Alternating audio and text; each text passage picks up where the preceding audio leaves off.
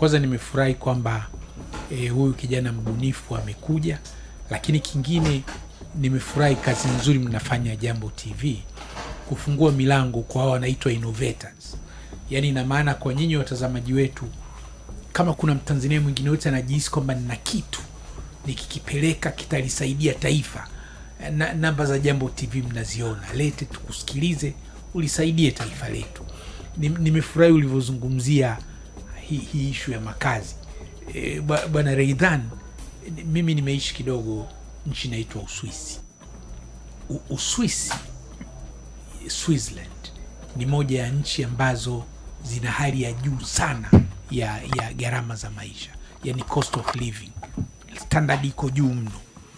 Kule Uswisi ukikubali kwenda kazini kwa miguu, yani ukaacha gari ukaenda kwa miguu, unapewa allowance fulani kama incentive. Ukikubali kutumia baskeli, yani kwenda kazini kwa baskeli, unapewa incentive ya baskeli. Alafu ukitumia gari ukiingia nalo mjini, ile gharama ya parking ya lile gari utajuta. Na hilo gari wanaangalia CC zake. Kwa vigari venye CC ndogo unalipa parking fee ndogo kidogo. Magari makubwa kama ma VX, ma GX, ma VXR unalipa parking fee kubwa mno, kiasi kwamba ina discourage kuendesha magari. Sasa wenzetu wa serikali ya Uswisi wanafanya vile kwa ajili ya urafiki wa mazingira, kwamba magari, kwa sababu mshahara wa kima cha chini Uswisi unatosha kununua gari, mshahara wa mwezi mmoja tu unatosha kwenda kununua gari. Kwa ukipita petrol stations za Uswisi unakuta magari kibao yameko akosioni, yani auction, yani unachukua. Sasa hiyo ambao unaisema wewe kwamba watu wanakaa mjini, hawana shughuli mjini lakini wanaishi mjini, alafu watu wanakaa pembezoni, wana shughuli mjini, wanakuja mjini. Kwa hiyo ina maana serikali yetu ikiweza, na tumeona kuna ile Reidhan, kuna ile zile scheme za national housing kama unaofanya hapo Kawe, kama waliofanya pale Magomeni. Yani wangeamua kwamba sasa jamani, wafanyakazi wote wa bandari mtakaa pale Kurasini, yani kwa hiyo hamna tena watu kutoka Gongo la Mboto kwenda bandarini. Wafanyakazi wote wa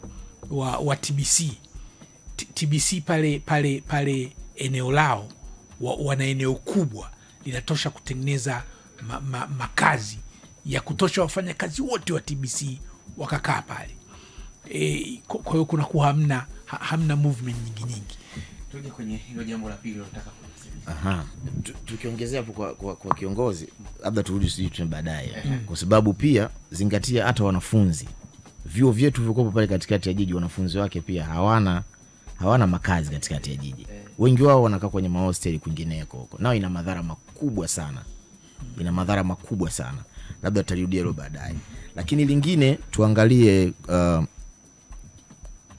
la pili ni kwenye mazingira yetu ya surveyed property. Jiji letu halina mitaa.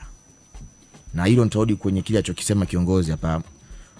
Tulikutegemea project kama ile ya Magomeni ingeendelea kufanyika sehemu zingine nyingi, kuondoa hizi squatter.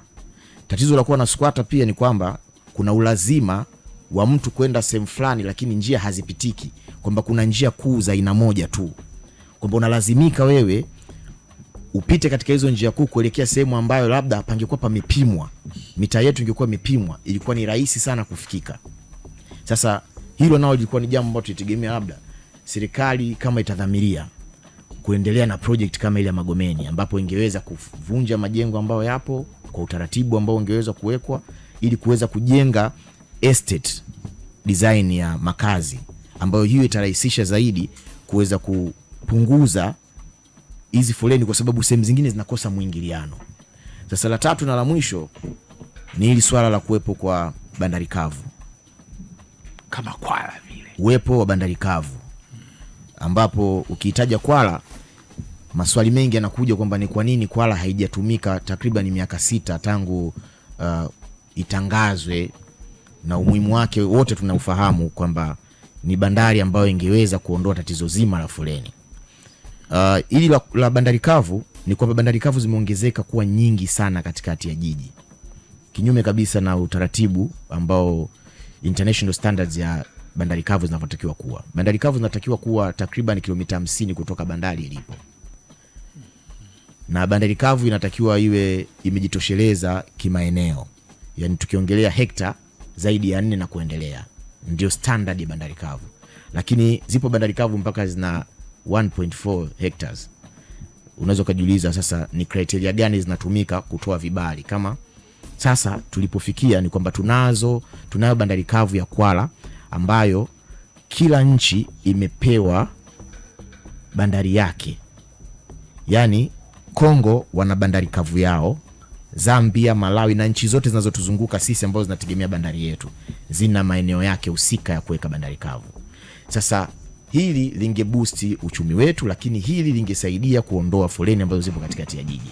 Ukiangalia ilipokuwa pale mwendo kasi kitovuni kabisa mwa jiji la Dar es Salaam, ile njia ambayo inatoka Kigogo, inatoka pale Kigogo kuja mpaka roundabout Kigogo kuja mpaka kwenye ilipokuwa DAT hapa Jangwani, kuelekea upande wote wa Mandela Road mpaka unakutana hiyo Tabata, hiyo njia haipitiki. Sio kwamba haipitiki kwamba ni magari yamekuwa mengi ama hapana, ni kwa sababu ya uwepo wa bandari kavu, na bandari kavu sio moja, zimelundikana lukuki katikati ya jiji. Bandari kavu hizi nikizingatia kauli aliyoitoa waziri, ni kwamba rais alimuuliza kwamba kwa nini kila mwaka tunakupa pesa nyingi sana kurekebisha barabara ambazo tayari zilishajengwa. Tukisema kama kukamata wahujumu uchumi wangekamatwa wale wenye ICD, kwa sababu zile sehemu zilijengwa kwa kiwango cha lami. Sasa hivi hazina tena lami kwa sababu ndo hifadhi, ndo parking ya maroli. Maroli haya huwa wakati mwingine parking ile haitoshi, inabidi zinapaki kwenye barabara ya 2 lane, yani Mandela Road ambayo inatumia 2 lane inajaza kwenye service road, inajaza mpaka kwenye barabara. Wananchi wanatumia barabara moja, jambo ambalo wewe ukipaki gari yako vibaya barabarani wanatokea wale jamaa na kukamata mara moja. Ukienda kwenye barabara Maziwa ile Maziwa Road ile ya Mabibo pale Mabibo kuna ICD pale, inashonaga foleni pale kuanzia kwenye flyover, unakunja njia nzima mpaka kwenye zile ICD. Kuna kuaga na njia moja tu inatumika na wananchi. Ni nani mnufaika wa hizi ICD? Wakati bandari kavu ya Kwala imetumia zaidi ya bilioni 89 kipindi hicho hajakamilika, zaidi ya bilioni 89, na yapo matamko yakisema kwamba tayari iko tayari kufanya kazi. Ni nini kinachozuia bandari kavu ya Kwala isifanye kazi? Bilioni 89 za walipa kodi zimeshatumika, kwa sababu tukiondoa ICD katikati ya jiji maana umeondoa maroli. Kwa nini nasema hivyo? Kwa sababu utendaji wa bandari kavu ni kwamba treni itabeba kontena kutoka bandarini, itaipeleka mpaka Kwala. Maroli yote yataanza safari zake Kwala kuelekea kwingineko. Kwa nini unaweka ICD katikati ya jiji? Kwa sababu fikiria, mind you, hilo eneo ninalokueleza, hilo eneo lote la Mandela Road na hizo sehemu zote ninazokuambia ambazo zina ICD, kila mtu wa Dar es Salaam anaelewa. Ni maeneo ambayo kama nyumba inawaka moto, fire haifiki. Kama una mama mjamzito anataka kujifungua, hautomfikisha hospitali. Foleni yake ni ajabu sana. Ni ajabu sana. Sasa hili ni jambo ambalo huwezi kulifumbia macho kwa sababu wanateseka wananchi wengi sana. Ukizingatia ni kwa sababu baadhi ya watu wengi hawatumii usafiri wa umma. Kuna watu wanazimia kwenye daladala. Kipindi hasa kile cha joto kali, mtu anapigwa na joto kwenye daladala, foleni imekamata, ni maroli yameshikana. Ukitaka kuona hili unaweza kaingia kwenye taasisi yetu, Instagram ya taasisi yetu. Unaweza kaona huwa tunachukua haya matukio kwa sababu ni kitu ambacho kinakera na kinahuzunisha. Nadhani hata inatakiwa labda viongozi wetu wasiwe wanatembea na vingora. Wakati mwingine wasitembee kabisa na vingora. Na labda ukiteuliwa ili waonje. Na labda ukiteuliwa katika eneo fulani, jimbo fulani, labda iwe sharti kwamba uishi kwenye jimbo hilo.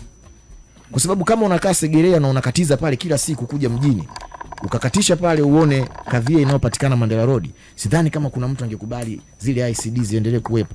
Kwa cha kwanza ni kufuta ICD ambazo zipo katikati ya jiji zote, kwa sababu bandari kavu ya Kwala ipo na mapato ambayo yangepatikana yangeingia serikalini. Kwa hiyo mwarobaini wake kama nakuelewa, naam, kuondoa haya ambayo umeona kama ni tatizo. Naam. Ama kuna mwarobaini wa moja kwa moja mwingine. tukiangalia haya yote niliyoyasema collectively, kwa sababu shida si moja, kwamba ukibadilisha katika system nzima ya makazi ya watu ambao wanafanya shughuli katikati ya jiji kupata priority ya kuishi katikati ya jiji, maana yake tunaongelea watumishi, na hii itatusaidia sana kwamba watumishi wanaofanya kazi ama maofisi yao ambao yapo katikati ya jiji waishi katikati ya jiji. Inaipunguzia serikali gharama ya kununua magari mengi kwa ajili ya watumishi, gharama za mafuta na vitu vingine, kwa sababu itakuwa ni walking distance kutoka eneo husika la mfanyakazi mpaka makazi yake. Reidhan, huyu bwana kuna kitu amekisema, tukiwa na uwezo natamani tutamshirikisha mkurugenzi wa Jambo TV ili kitu alichokisema tukibebe, alafu tukamtupie Waziri Ulega, kwa sababu hiyo issue ya ICD yani kuna possibility kabisa kwamba wale wamiliki wa malori wana hela ndefu, kwa hiyo wanapenyesha pesa kule TRA, wanapewa vibali vya ICD katikati ya jiji, wakati tuna ICD yetu kule Kwala. ICD manake, yani hiyo ICD manake mzigo ukitoka bandarini watauleta kwenye ICD yao, alafu ndio uje upelekwe huko unakokwenda. Sasa anachotoa ushauri huu kwamba hizi ICD nzuri, kwa mfano kule Kurasini, yani Kurasini kuna barabara mimi nilikuwa naijua ilikuwaga na lami, sasa hivi yani lami imesagwa na malori mazito. Sasa haya malori licha ya kusababisha foleni yanaharibu barabara zetu. Kwa kama mzigo ungeshuka bandari ya Dar es Salaam, mzigo wote wa Rwanda ukaenda Kwala, mzigo wote wa Burundi Kwala, mzigo wote wa Zambia Kwala, yani malori yakaanzia Kwala. Tena sasa sio Kwala, ilikuwa inatakiwa sasa reli ya Tazara nayo iweke godown lake Kwala, alafu mzigo wa Zambia moja kwa moja Zambia, yani hamna tena kupita barabarani. Hii SGR ikitumika vizuri itaokoa sana foleni, lakini kuna issue ambayo amenieleza na nikiona unaona kabisa kwamba kuna janja ya wamiliki wa ICD na malori kutaka kuendelea kupata biashara.